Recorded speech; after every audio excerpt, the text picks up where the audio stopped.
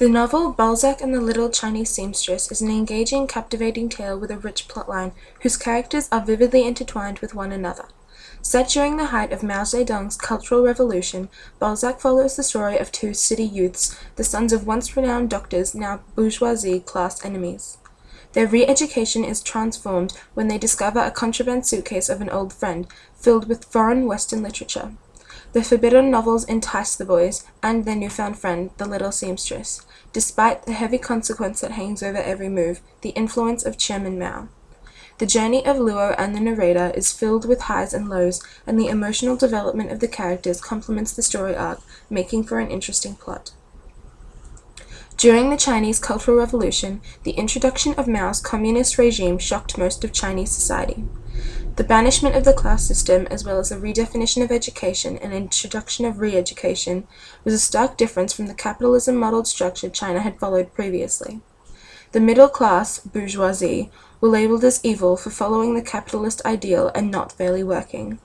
Those with higher education were labeled as intelligentsia and were considered dangerous to the success of Mao's government under the basis that knowledge is power.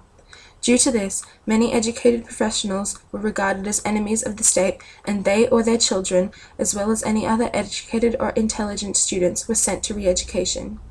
Re-education was the process of moving people away from the cities and into the countryside, usually to mountainous, distant areas. They were placed into the hands of the poor peasants who taught them simple survival skills in an attempt to naturally induce the children to forget the ways of city life.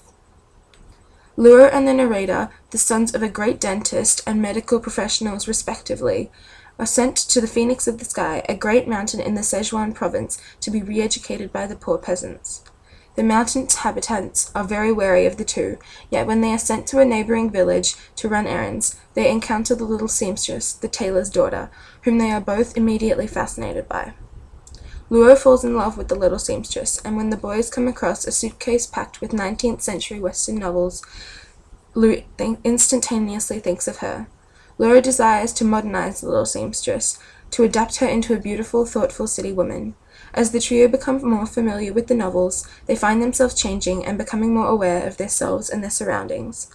Luo's obsession of a contemporary little seamstress falls to pieces before his eyes when she recognizes her own self-awareness and decides to leave the city, breaking Luo's heart.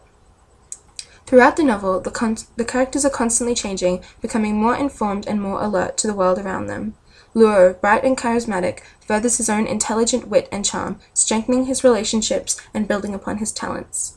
The narrator is giving, and we see him sacrifice again and again for the good of others.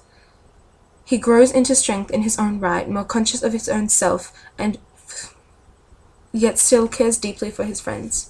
The little seamstress' development is greater than all. As she embraces her femininity and her lessons from the Western novels, she absorbs that she is important in herself and that she deserves more than to stay stuck on the mountain, traveling to the city to convey that strength and her willingness to learn. Balzac is enriched with fulfillment and aspiration, and the characters it harbors are strong and crave knowledge, which makes the novel that much more alluring itself due to the desire for something forbidden. The novel is appealing to all audiences, and the vibrantly interesting plot captures all who embrace the story of the Phoenix of the Sky. Thank you.